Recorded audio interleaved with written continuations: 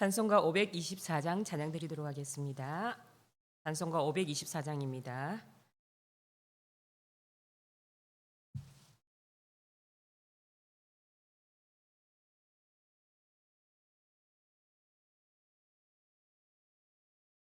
갈 길을 밝히 보이시니 주 앞에 빨리 나갑시다. 우리를 찾는 그 주 예수 곧 오라 하시는 죄악 벗은 우리 영혼은 기뻐 들며 주를 보겠네.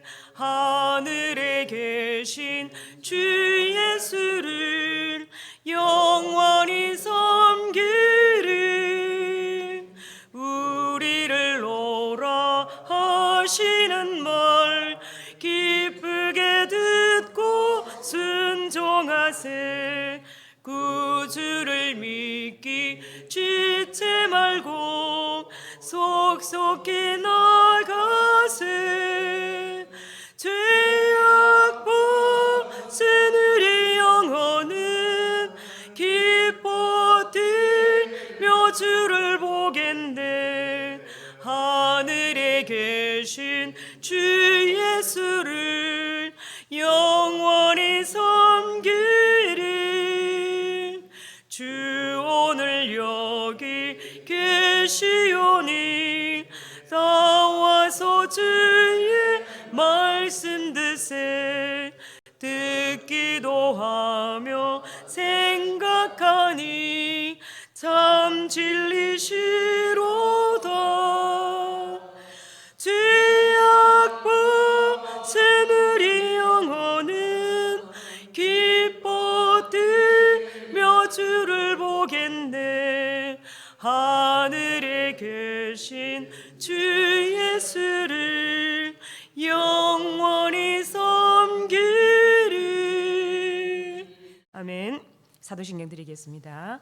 나는 전능하신 아버지 하나님 천지의 창조주를 믿습니다. 나는 그의 유일하신 아들 우리 주 예수 그리스도를 믿습니다. 그는 성령으로 잉태되어 동정녀 마리아에게서 나시고 본디오 빌라도에게 고난을 받아 십자가에 못 박혀 죽으시고 장사된 지 사흘 만에 죽은 자 가운데서 다시 살아나셨으며 하늘에 오르시어 전능하신 아버지 하나님 우편에 앉아 계시다가 거기로부터 살아있는 자와 죽은 자를 심판하러 오십니다. 나는 성령을 믿으며 거룩한 공교회와 성도의 교제와 죄를 용서받는 것과 몸의 부활과 영생을 믿습니다. 아멘. 오늘 하나님의 말씀은 스바냐 1장 14절에서 2장 3절 말씀입니다. 구약성경 1307쪽에 있습니다. 스바냐 1장 14절에서 2장 3절 말씀 한 절씩 교독하도록 하겠습니다. 여호와의 큰 날이 가깝도다. 가깝고도 빠르도다. 여호와의 날의 소리로다. 용사가 거기서 심히 슬피 우는도다. 그날은 분노의 날이요 환난과 고통의 날이요 황폐와 패망의 날이요 캄캄하고 어두운 날이요 구름과 흑암의 날이요 나팔을 불어 경고하며 견고한 성읍들을 치며 높은 망대를 치는 날이로다. 내가 사람들에게 고난을 내려 맹인같이 강하게 하리니 이는 그들이 나 여호와께 범죄하였음이라. 또 그들의 피는 쏟아져서 티끌같이 되며 그들의 살은 분토같이 될지라. 그들의 은과 금이 여호와의 분노의 날에 능히 그들을 건지지 못할 것이며 이 온 땅이 여호와의 질투의 불에 삼켜지리니 이는 여호와가 이 땅 모든 주민을 멸절하되 놀랍게 멸절할 것임이라. 수치를 모르는 백성아 모일지어다 모일지어다. 명령이 시행되어 날이 겨같이 지나가기 전 여호와의 진노가 너희에게 내리기 전 여호와의 분노의 날이 너희에게 이르기 전에 그리할지어다. 여호와의 규례를 지키는 세상의 모든 겸손한 자들아 너희는 여호와를 찾으며 공의와 겸손을 구하며 너희가 혹시 여호와의 분노의 날에 숨김을 얻으리라. 아멘. 오늘 말씀은 고통의 날을 피할 오늘의 선택이라는 제목을 가지고 함께 말씀을 나누겠습니다. 어제도 말씀을 하셨지만 스바냐가 활동하던 시대는 요시야 왕의 통치하던 그런 시대였습니다. 요시야의 할아버지와 아버지, 그러니까 므낫세와 아몬 왕은 하나님을 버리고 우상 숭배에 누구보다도 앞장섰던 아주 패역한 왕이었습니다. 그러나 요시야는 불과 8살이라는 나이에, 어린 나이에 왕에 오르기는 했지만 하나님 보시기에 비교적 아주 정직한 왕이었습니다. 요시야는 8세의 왕이 되어 16세에 하나님을 찾기 시작했고 20세에 종교 계획을 단행하였습니다. 선지자 스바냐는 이스기야 왕의 4대손이라고 말씀드렸죠. 왕손이었습니다. 요시야는 그의 통치에 18년이 되던 해에 성전의 수리를 통해서 율법책을 발견하게 되고 또 말씀을 붙들고 이스라엘의 종교 계획을 이끌었던 인물입니다. 스바냐는 이 종교 개혁이 있기 전에, 즉 요시야 왕의 초기 하나님의 말씀을 받아서 선포했던 그런 선지자입니다. 그 시기에도 여전히 이 우상 숭배가 아주 만연하였던 그런 시대였습니다. 자, 그렇다면 스바냐는 요시야 왕의 친척이 되는데 칠촌이라고 하셨죠, 그렇죠? 아마도 그는 왕궁을 이렇게 자유롭게 드나들 수 있었고 또 자연히 요시야의 종교 개혁에 아주 많은 영향을 미치게 되었던 것으로 보입니다. 스바냐서는 바로 이 요시야의 종교 개혁의 운동을 북돋아주고 또 격려하기 위해서 여호와 하나님께서 스바냐를 통하여 주신 예언의 계시를 기록하고 있는 말씀이라고 볼 수가 있습니다. 앞선 1장 7절에서 13절 말씀에 이렇게 임박한 여호와의 날에 임하게 될 남유다에 대한 대심판에 대한 1차 경고라면 오늘 1장 14절에서 18절 말씀은 제2차 경고라고 할 수가 있습니다. 본절 14절은 여호와의 날, 여호와의 큰 날을 이렇게 선포하면서 경고하고 있습니다. 스바냐의 중심 주제가 바로 여호와의 날인데요. 여호와의 날이라는 말에는 이중적인 큰 의미가 담겨져 있습니다. 하나님을 버리고 우상 숭배에 빠져 있던 자들에게는 여호와의 날이 심판의 날이 되고, 반면에 고난 중에도 신앙을 지키는 자들에게는 여호와의 날이 구원의 날, 은혜의 날이 되는 것입니다. 여호와의 날은 패역한 자들에게는 심판의 날이요, 또 경건한 자들에게는 구원과 은혜가 되는 것입니다. 1절 말씀에 여호와의 큰 날이 가깝도다, 가깝고도 빠르도다라고 말씀을 합니다. 가깝다라는 말은 히브리어로 카루브라고 표현을 하고 있는데요, 원래 의미는 바로 옆에 있다라는 뜻입니다. 즉 스바냐는 여호와의 심판과 또 구원의 날이 바로 우리 옆에 임해 있다라고 이렇게 말을 하고 있습니다. 1절 끝에 용사가 거기서 심히 슬피 우는도다라고 말씀합니다. 용사들은 전쟁에서 담대하게 싸우도록 아주 훈련이 된 사람들입니다. 그러나 제 아무리 힘이 있고 잘 훈련된 사람이라 할지라도 그날의 재앙과 이 고통을 피할 수는 없다는 것이죠. 그래서 슬피 우는 것 외에 그들이 할 수 있는 일이 없다는 것입니다. 그러니까 여호와의 날이 손에 잡힐 듯이 가깝게 임박했고, 또 그날이 매우 빠르게 임한다는 사실을 강조해서 이렇게 표현을 함으로써 이렇게 선민들로 하여금 더 이상 지체하지 말고 지금 당장 하나님 앞에 나와서 회개하고 온전한 신앙을 회복해야 한다는 결단을 촉구하는 그런 말씀이기도 합니다. 15절 16절 말씀에 그날은 분노의 날이요, 환난과 고통의 날이요, 항폐와 패망의 날이요, 캄캄하고 어두운 날이요, 구름과 흑암의 날이요, 나팔을 불어 경고하며 견고한 성읍을 치며 높은 망대를 치는 날이로다 말합니다. 15절이 그날이 고통과 절망의 날임을 보여주고 있다면 16절은 그날 여호와의 날은 전쟁의 나팔이 울리는 날이라는 겁니다. 전쟁의 함성 소리가 귀를 찢으며 또 성읍이 무너지고 닫히는 소리, 또 높은 망대가 맥없이 무너져 버리는 참상이 이어집니다. 높은 망대를 쳤다는 것은 나름대로 전쟁을 대비했다는 그런 것인데, 여호와의 날에는 이 또한 소용이 없다는 것입니다. 지진을 대비하여 만든 건물들이 늘어나고 있죠. 하지만 안전한 곳은 없습니다. 사람들이 전쟁을 대비해 만든 대피소들도, 사람들이 파놓은 지하 방공호도 아무리 튼튼하고 안전한 피난처라도 그 모든 것은 여호와의 날에 무용지물이 된다는 것입니다. 이처럼 스바냐가 예언하는 여호와의 큰 날은 유다 백성들에게 있어서 고통과 절망의 날이요, 전쟁의 날이라는 것입니다. 요엘서 2장 1절과 2절 말씀을 보면은 시온에서 나팔을 불며 나의 거룩한 산에서 경고의 소리를 질러 이 땅 주인들로 다 떨게 할지니 이는 여호와의 날이 이르게 됨이라. 이제 임박하였으니 곧 어둡고 캄캄한 날이요 짙은 구름이 덮인 날이라. 새벽빛이 산 꼭대기에서 덮인 것과 같으니 이는 많고 강한 백성이 이르렀습니다. 이와 같은 것이 옛날에도 없었고 이후에도 대대에 없으리로다 라고 말씀합니다.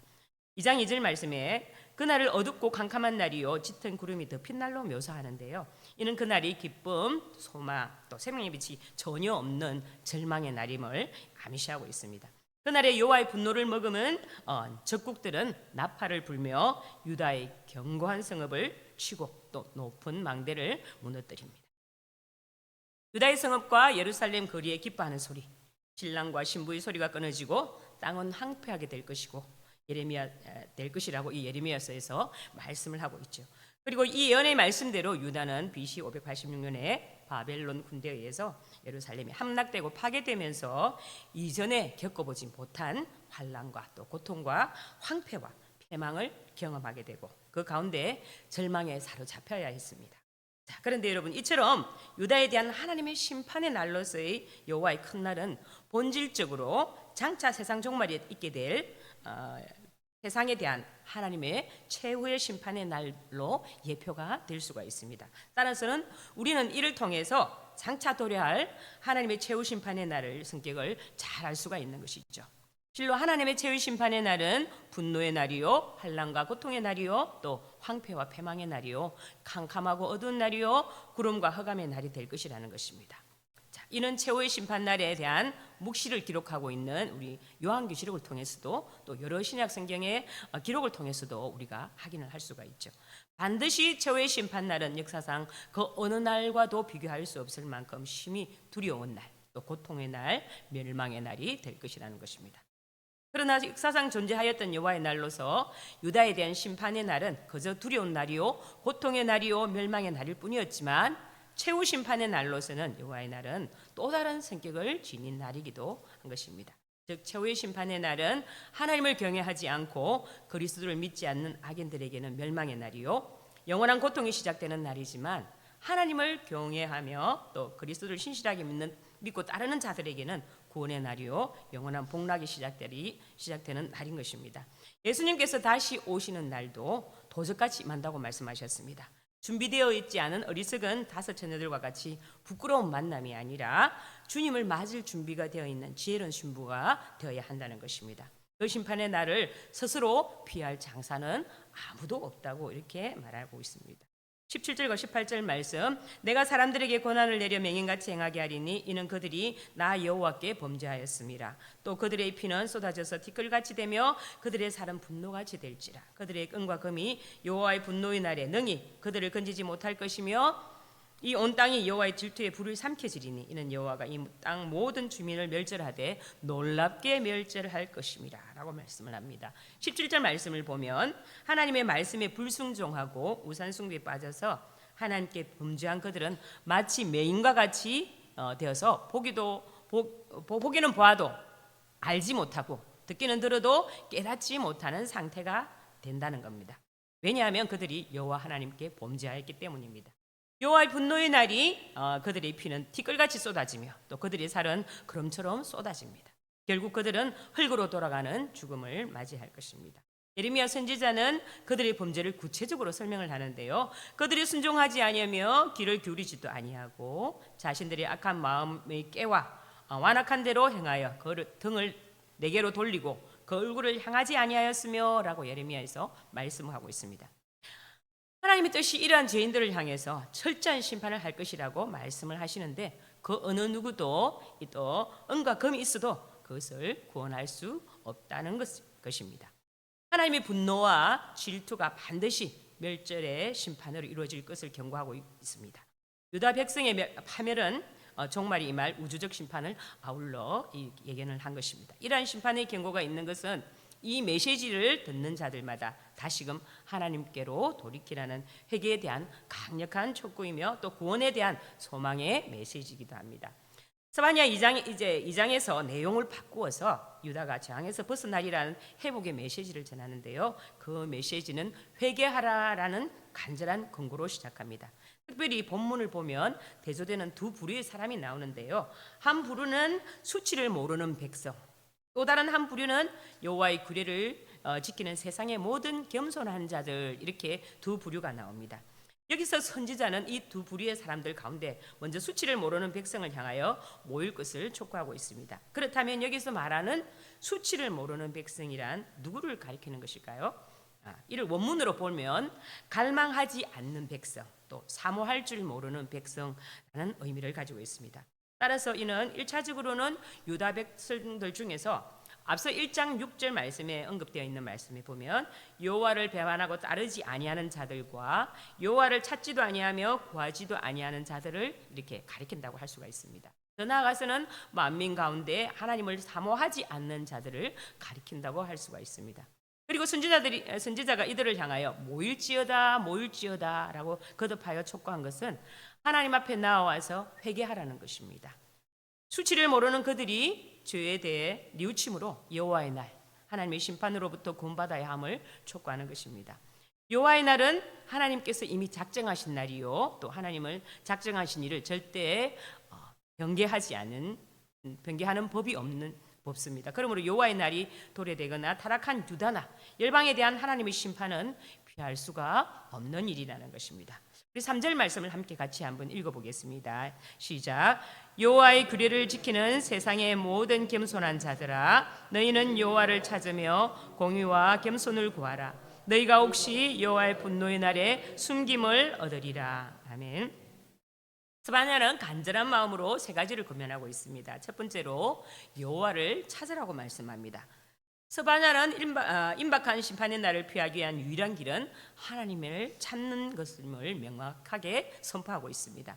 주님의 긍휼과 은혜를 구하며 또 모든 일을 주님께 아뢰고 또 부지런히 찾고 하나님을 사모하며 기도하라는 것입니다. 그래야 살 길이 있다고 말씀하고 있습니다. 두 번째로 하나님의 공의를 구하라고 말씀합니다. 하나님께서 우리에게 약속하신 것들을 이루어 주시도록 구하고 또 하나님에 대하여 우리가 마땅히 행해야 할 부분을 제대로 행하는 것이 공의입니다. 우리가 바르게 살아서 의로운 것이 아니라 하나님께서 그 아들 예수 그리스도를 보내주시고 또 값없이 죄의 대가를 치러주심으로 받은 그 구속의 의, 예수님의 공로로 구원받게 된 그리스도의 의를 덧입도록 간구하는 것입니다. 세 번째로 겸손을 구하라고 말씀합니다. 겸손은 자랑이나 교만, 이렇게 자고의 반대말이기도 하죠. 성경에서 말하는 겸손은 사람이 홀로 있을 때에 자기 내면에서 생각하는 것뿐 아니라 반드시 외부 사람들을 향한 행동에서 나타나는 그 사람의 태도를 의미합니다. 그래서 성경에서는 겸손이 온유와 또 비슷한 뜻으로 사용되는 경우도 많습니다. 하나님 앞에서 자기의 죄를 자각하여 낮은 데 차는 마음가짐을 가질 때 그분의 은혜 없이는 살 수 없음을 인정하는 태도가 바로 겸손의 태도입니다. 여호와를 찾으며 공의와 겸손을 구하는 자들은 진노의 날에 숨김을 얻게 될 것이라고 선언합니다. 하나님의 진노의 날에 숨을 곳은 우리를 위하여 십자가에서 자기 아들을 내어주신 하나님의 사랑밖에 없다는 것입니다. 이사야 선지자는 너희는 여호와를 만날 만한 때에 찾으라, 가까이 계실 때에 그를 부르라 라고 이사야서 55장 6절 말씀에 이야기하고 있습니다. 또 예수님은 감람산에서 예루살렘을 바라보시면서 제자들에게 마지막 때에 대해 말씀해 주신 적이 있는데요. 예수님은 제자들에게 그날과 그때는 아무도 모르지만 그때를 준비하라고 말씀하셨습니다. 마지막 때에 우리 주님께서 다시 오실 그때를 우리는 어떻게 준비를 해야 할까요? 성경은 우리가 깨어 있으라고 이렇게 깨어서 준비하라고 말씀하고 있습니다. 시대의 징조를 읽 때 그 징조에 집착하지 말고 평소에 나의 살아가는 삶의 자리에서 신앙을 지키고 삶을 거룩하게 지켜나가야 한다는 것입니다. 그것이 여호와의 날을 준비하는 성도들의 자세인 것입니다. 그러므로 우리 성도 여러분, 우리가 바로 곁에 다가온 여호와의 날을 예비하고 준비해야 된다는 것입니다. 우리에게 있어서 여호와의 날은 예수 그리스도 재림의 날입니다. 다시 오시겠다고 약속하신 대로 우리 예수님께서 다시 오실 것이며 그날에는 우리 모두가 하나님 앞에 서게 될 것입니다. 그때까지 예수 그리스도를 믿고 따르며 거룩하고 정결한 삶을 살아감으로써 날마다 주께 가까이 나가는 성도들이 되시기를 주님의 이름으로 간절히 소망합니다. 기도하겠습니다. 하나님 아버지, 오늘도 귀한 말씀을 허락하여 주셔서 참 감사합니다. 유다 백성들에게 여호와의 날이 있었던 것처럼 오늘 우리에게도 여호와의 날이 있음을 잊지 않게 하여 주셔서 그날이 환난과 고통의 날, 캄캄하고 어두운 날이 되지 않도록 나의 살아가는 삶의 자리에서 신앙을 지키고 거룩하게 살아가기를 애쓰는 자가 되기를 간절히 소망합니다. 오늘도 깨어있는 삶이 되기를 소망합니다. 하나님이 두려워서가 아니라 하나님을 사랑하기 때문에 하나님께 더 가까이 나오게 하여 주시옵소서. 하나님은 경고 중에도 구원의 길을 열어놓으신 참 좋으신 하나님이심을 믿습니다. 범죄한 나라와 사람들이 넘치는 세상에서도 주님이 심판을 유보하시는 이유는 하나님께로 돌이키기를 바라시기 때문인 줄로 믿습니다. 여호와의 날이 이르기 전 회개의 역사가 임하도록 우리의 기도를 들어주시기를 간절히 소망합니다. 세상의 가치관이 어떻게 변할지라도 주님을 바라보며 주님의 명령에 순종하며 올바로 살기 힘쓰며 겸손한 삶을 살아가도록 최선을 다하는 하나님의 아름다운 백성으로 살아갈 수 있도록 은혜를 베풀어 주시옵소서. 살아계신 우리 주 예수 그리스도 이름으로 기도드립니다. 아멘. 하늘에 계신 우리 아버지여, 아버지의 이름을 거룩하게 하시며 아버지의 나라가 오게 하시며 아버지의 뜻이 하늘에서와 같이 땅에서도 이루어지게 하소서. 오늘 우리에게 일용할 양식을 주시고 우리가 우리에게 잘못한 사람을 용서하여 준 것 같이 우리 죄를 용서하여 주시고 우리를 시험에 빠지지 않게 하시고 악에서 구하소서. 나라와 권능과 영광이 영원히 아버지의 것입니다. 아멘. 오늘 기도 제목을 함께 나누겠습니다. 나라와 한국교회를 위해서 대구성 시야를 위해서 함께 기도하겠습니다. 대통령과 위중자들을 위해서 모든 영역에서 주님의 통치가 일어나도록 정치가 안정되고 경제가 성장하는 나라가 되도록 또 북한 독재 체제 정권이 무너지고 북한 교회가 회복되도록 또 한국교회 제2부흥이 일어나도록 또 이번 주부터 시작되는 목요 전도팀들에게 은혜를 부어주셔서 하반기 전도에도 복음의 열매 또 영혼 구원의 역사가 일어나도록 주여 외치고 기도하겠습니다. 주여! 하나님 아버지, 오늘도 귀한 말씀 가운데 주여 우리 마지막 때를 살아가는